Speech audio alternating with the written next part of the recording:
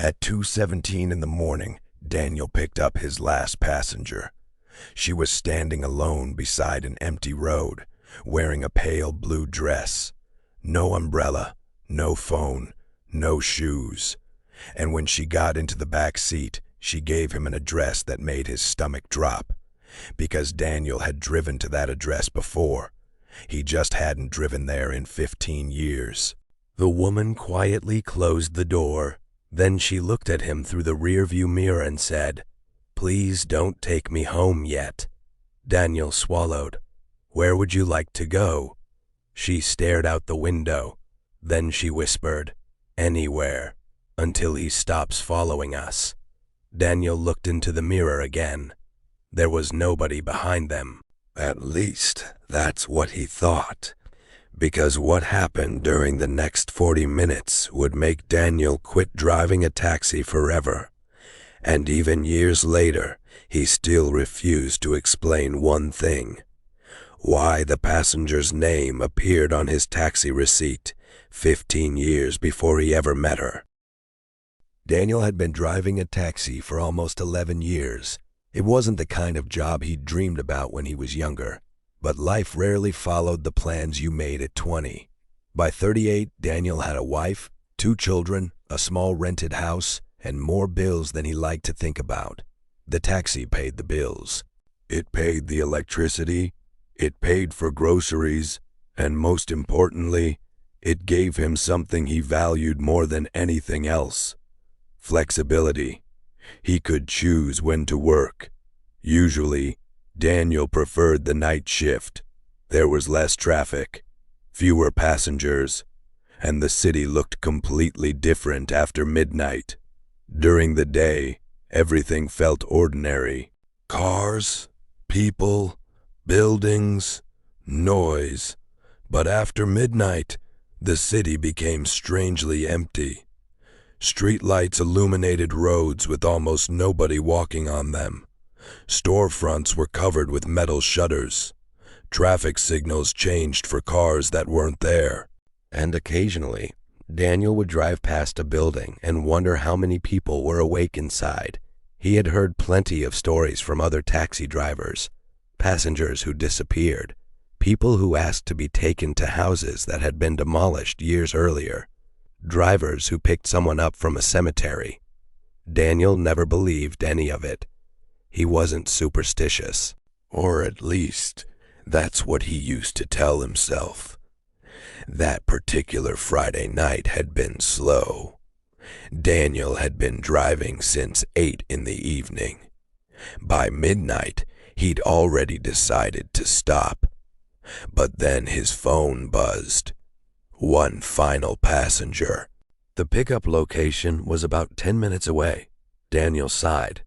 He almost declined, but then he looked at the fuel gauge and thought about the electric bill sitting on the kitchen table, so he accepted.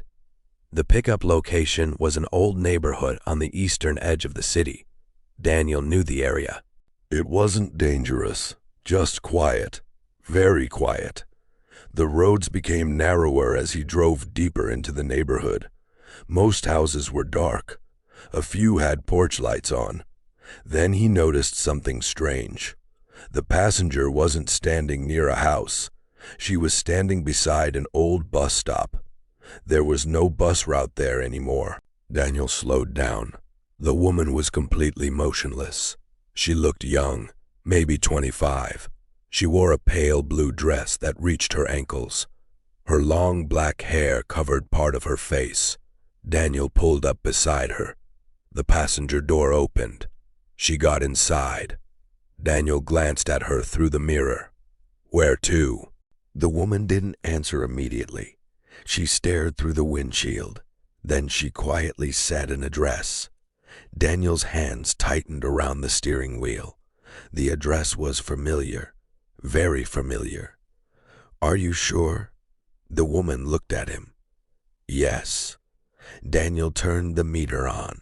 He started driving. For several minutes, neither of them spoke. Daniel tried to ignore the uncomfortable feeling building in his chest. Finally, he said, "Do you mind if I ask something?" The woman looked at him through the mirror. "What?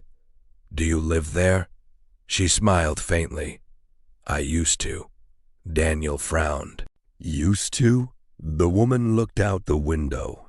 "A long time ago." Daniel didn't know what to say. He kept driving. After another few minutes, the woman suddenly spoke. "Can you take another road?" Daniel looked at her. "Which one?" "Not the main road." "Why?" She hesitated. Then she whispered, "He's following us." Daniel immediately checked the rearview mirror. A black sedan was about 50 meters behind them. Daniel frowned. Maybe that was the car she meant. That car? The woman didn't answer. Daniel looked again. The black sedan was still there. Its headlights were off. Daniel felt a strange chill. "Do you know the driver?" The woman slowly shook her head. "He's been following me since I left." Daniel looked at the road ahead. He wasn't interested in getting involved in someone's personal problem. But the woman looked genuinely frightened. So Daniel turned onto a side street. The black sedan continued straight. Daniel checked the mirror. It disappeared around the corner. "There," he said. "He's gone." The woman didn't respond. Daniel expected her to relax. Instead, she looked even more frightened. "He's not gone." Daniel frowned. "What?" The woman leaned slightly forward. "He's waiting for us." Daniel laughed nervously. "Ma'am, I'm sure he's not." She looked directly at him. "You don't understand." "What don't I understand?" Her voice became almost inaudible. "He's been waiting for me for 15 years. Daniel's smile disappeared. He looked at her in the mirror. She was staring at him. Her face looked pale. Not naturally pale. Almost gray. Daniel suddenly noticed something else. There were droplets of water on the back seat. He glanced down. The seat was wet. A small puddle had formed underneath her feet. Daniel frowned. "Did you walk here in the rain?" The woman looked down. "No." Daniel looked through the windshield. The road was completely dry. The sky was clear. No rain. Nothing. He turned back toward the road. His heart began beating faster. After another minute, he asked, "What happened 15 years ago?" The woman didn't answer. Daniel waited. Finally, she whispered, "I was coming home." Daniel looked at her through the mirror. "I got into a taxi." His fingers tightened around the steering wheel. The woman continued. "The driver was tired."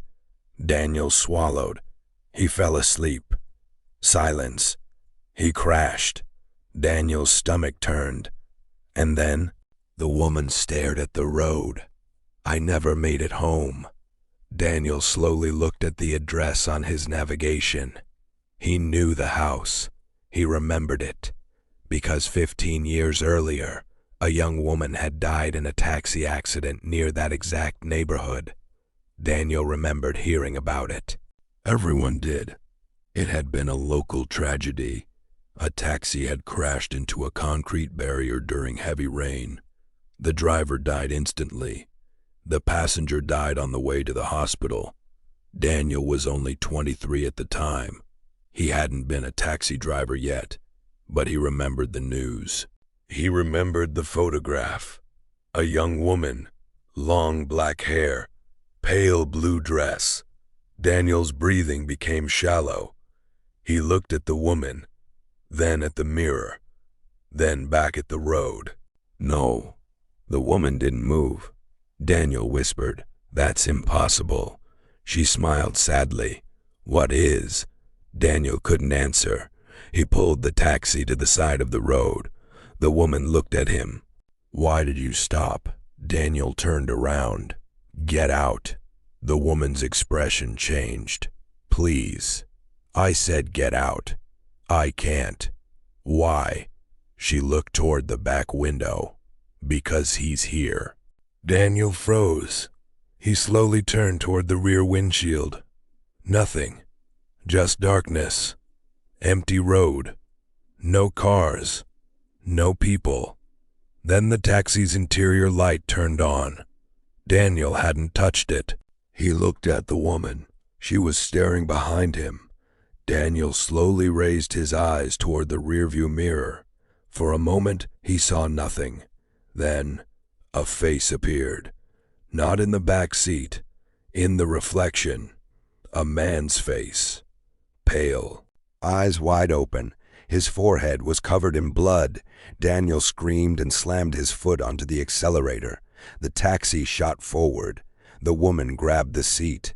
"Don't stop." Daniel didn't need to be told. He drove faster. The speedometer climbed. He didn't care. The road blurred around him.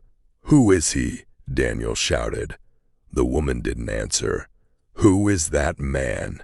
she finally said. "The driver." Daniel's blood went cold. "What?" "The taxi driver who killed me." Daniel looked at the mirror. The man's face was gone. For a moment, Daniel thought it had all been his imagination. Then he saw headlights behind him, a black sedan. Daniel's stomach dropped. It was the same car, except now. There was something wrong with it. The headlights were off, yet Daniel could clearly see the vehicle. It followed them silently. The woman whispered, "He's angry." Daniel's hands shook. "Why?" "Because I didn't come home." Daniel stared at her. "What does he want?" She looked at him. "He wants me to finish the ride." Daniel didn't understand. "Finish what ride?" She pointed toward the road ahead. "My house." Daniel looked at the navigation. They were almost there. "No." He immediately turned left. The woman grabbed the seat. "Why did you turn?" "I'm not taking you there. You have to." "No. You don't understand." "I understand enough." Daniel accelerated. "I'm taking you to the police station." The woman became silent. Daniel looked at her in the mirror. She was staring at him. Her eyes looked different, almost completely black. Daniel blinked. They were normal again. He looked away. His phone suddenly rang. The screen displayed an unknown number. Daniel ignored it. It rang again. He ignored it. Again and again. Finally, he answered. "Hello?" Nothing. Just static. Then a man's voice whispered, "Don't take her home." Daniel's blood turned cold. He looked at the woman. She was staring straight ahead. "Who is this?" The voice answered, "She doesn't belong there anymore." Daniel's grip tightened around the phone. "Who are you?" The line went dead. Daniel looked at the rearview mirror. The woman was gone. The back seat was empty. Daniel slammed the brakes. The taxi stopped. His breathing became heavy. He turned around. Nothing. The door was locked.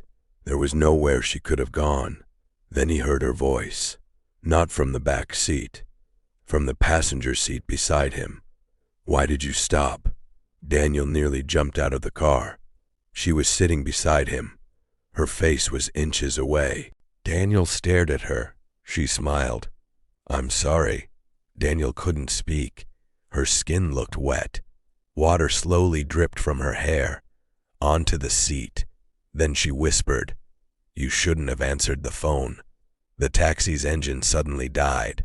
Every light on the dashboard went black. Daniel tried the ignition. Nothing. He tried again. Nothing.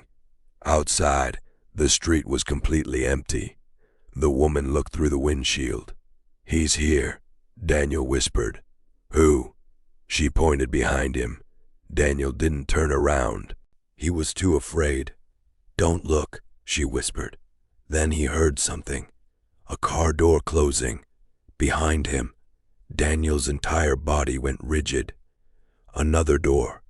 Then footsteps. Slow footsteps. Approaching the taxi. The woman leaned closer. "Whatever happens." Daniel stared straight ahead. "Don't open the door." The footsteps stopped, right beside the driver's door. Daniel held his breath. Someone knocked 3 times. Daniel didn't move. The woman whispered, "Don't." Another knock. Harder. Daniel's hand trembled. Then a man's voice came through the window. "Taxi." Daniel froze. It was the voice from the phone. "Open the door." Daniel didn't move. The man knocked again. "Please." Daniel looked at the woman. She was crying, but no tears came from her eyes. She whispered, "He's trying to get in." The driver's door handle slowly moved. Daniel locked it. The handle moved again, then stopped. Silence. Daniel waited. Nothing. He looked toward the woman. "Is he gone?" She didn't answer. Daniel looked at the rearview mirror. The back seat was empty. Again. He looked toward the passenger seat. Empty. "Where did you go?" No answer. Daniel's breathing became faster. Then the taxi's engine started. By itself. The dashboard lights came on. The navigation screen displayed an address. Daniel stared at it. It wasn't the woman's address. It was his own home address. Daniel's blood ran cold. He hadn't entered it. The taxi began moving, slowly. Daniel's foot wasn't touching the accelerator. The steering wheel turned by itself. He tried to fight it. Nothing happened. The taxi drove through the empty streets, toward his house. Daniel grabbed the wheel. "Stop!" The car didn't respond. He looked in the mirror. The woman was sitting in the back again, but this time she wasn't looking at him. She was staring at something behind him. Daniel looked. The black sedan was following. Its headlights were now on. Daniel could see the driver. A man. Pale face. Blood covering his forehead. He was smiling. Daniel pressed the brake. Nothing. The taxi continued. Faster. The woman suddenly screamed, "Don't let him reach us." Daniel fought the steering wheel. The road ahead curved sharply. The taxi didn't slow down. Daniel thought he was going to die. Then, suddenly, the woman's hand appeared on his shoulder, freezing cold. Daniel screamed. The taxi stopped. Instantly. He looked around. They were outside the old house. The woman's house. The address she had given him. The house looked abandoned. Windows broken. Garden overgrown. The front door hanging crookedly. Daniel stared. No. The woman quietly opened the taxi door. Daniel grabbed her wrist. "Don't go." She looked at him. For the first time, she looked peaceful. "I have to." "Why?" She smiled. "Because this is where I was supposed to arrive." Daniel shook his head. "You've been dead for 15 years. "I know. Then why now?" She looked toward the black sedan. The driver was standing beside it, watching them. She whispered, "Because tonight was the first time someone finally brought me home." Daniel looked toward the sedan. The driver was gone. He turned back. The woman was standing outside the taxi. "Wait." She looked at him. "What? Who was the driver?" She smiled sadly. "You already know." Daniel stared. Then he understood. The man wasn't following them. He wasn't trying to hurt her. He had been following her because he had never finished his final passenger. The accident had left him trapped too. The woman slowly walked toward the house. Daniel watched. She reached the front door, then stopped. She turned around. "Thank you," Daniel whispered. "For what?" "For not leaving me on the road." Then she disappeared. Not vanished dramatically, not in a flash. She simply wasn't there anymore. Daniel sat inside the taxi for several minutes. He couldn't move. Eventually, he forced himself to drive home. When he arrived, it was almost 4 in the morning. His wife was asleep. Daniel sat in the driveway. He couldn't bring himself to go inside. He looked at the taxi meter. The fare was still running. He reached over and switched it off. Then he noticed something. The passenger receipt. A small piece of paper had printed from the machine. Daniel picked it up. His hands began shaking. The passenger name was printed at the top. Maria Velasquez. Daniel recognized the name. It was the woman who had died 15 years earlier. But that wasn't the part that terrified him. Underneath her name was the date. Daniel stared at it. The receipt wasn't dated that night. It was dated 15 years ago. Daniel dropped it. He looked at the taxi. The back seat was wet. Again. But there was something else. A small blue ribbon was lying on the seat. Daniel picked it up. He didn't know why. Maybe because something about it felt familiar. The next morning, he searched the woman's name online. There was an old newspaper article. He found a photograph. It was the same woman. Pale blue dress, long black hair, same face. The article explained that Maria had been killed 15 years earlier while traveling home in a taxi. The driver had fallen asleep. The taxi crashed. Maria died before reaching the hospital. But the article contained one detail Daniel hadn't known. The driver had survived the crash for 3 days. Then he died in the hospital. Daniel stared at the photograph. Then he read the driver's name. His stomach turned because the driver's name was the same name as the man he had seen in the rearview mirror. Daniel immediately shut the computer. He never drove at night again. He sold the taxi a month later. He found a regular daytime job. For years, he tried to forget what happened. Eventually, he almost succeeded, until one rainy evening, 15 years later, Daniel received a letter. There was no return address. Inside was a photograph. It showed an old taxi parked outside a house. Daniel recognized the house immediately. Maria's house. But the photograph had been taken recently. On the back, someone had written, "Thank you for bringing her home." Daniel stared at the words. Then he noticed something in the photograph. The taxi's back window. There was a reflection. 2 people were sitting inside, Maria and the dead taxi driver. Daniel dropped the photograph. He never told his wife what happened. He never told his children, and he never spoke about Maria again. But there was one thing he could never explain.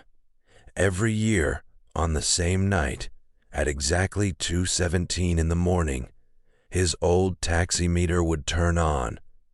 Even though the taxi had been sold years earlier, the first time it happened, Daniel ignored it. The second year, he unplugged the meter. It turned on anyway. The third year, the meter printed a receipt. Daniel found it on his doorstep. There was no passenger name, no destination, no fare, only 3 words. Last passenger waiting. Daniel moved houses soon after, but the receipts continued. Every year, same date, same time, 2:17 a.m. Then one year, the receipt was different. It contained an address. Daniel stared at it for several minutes. He recognized the address immediately. It was his own house. And underneath it was a message. This time, you're the passenger. Daniel didn't sleep that night. He stayed awake until sunrise. He told himself it was over. He told himself the dead couldn't hurt him. He told himself it was only an old receipt. But at exactly 2:17 the following morning, someone knocked on his front door 3 times. Daniel didn't move. Another knock. 3 more. Then a woman's voice came from outside. Quiet, gentle, familiar. Daniel, his blood ran cold. It was Maria. Daniel. He slowly backed away from the door. Her voice became softer. I've been waiting. Daniel covered his ears. Then came the final words. Words that he would remember for the rest of his life. You brought me home once. A pause. Now it's your turn to come with me. Daniel never opened the door. The knocking stopped before sunrise. When he finally looked outside, there was nothing there. No woman, no taxi, no footprints. Just a small piece of paper lying on the porch. A taxi receipt. Daniel picked it up. The passenger name was his own, and under the name was the destination, the address of the old abandoned house, Maria's house. The fare was listed as $0, and beneath it, in tiny letters, were the words, "The last ride is always free." Daniel still refuses to drive a taxi, but according to the people who live near that old neighborhood, a taxi sometimes appears there late at night, usually around 2:17. The driver never speaks, he simply waits, and if someone gets into the back seat, there are always 2 passengers, a young woman in a pale blue dress, and a man with blood on his forehead. But there's one strange thing. People who claim to have seen the taxi say the driver always turns around before leaving and asks the passenger the same question. Where would you like to go? Because apparently, some passengers aren't looking for a destination. They're looking for someone to take their place. And if you're ever walking alone at night and a taxi stops beside you, don't get inside just because the driver says your name, because you never know who was sitting in the back seat before you.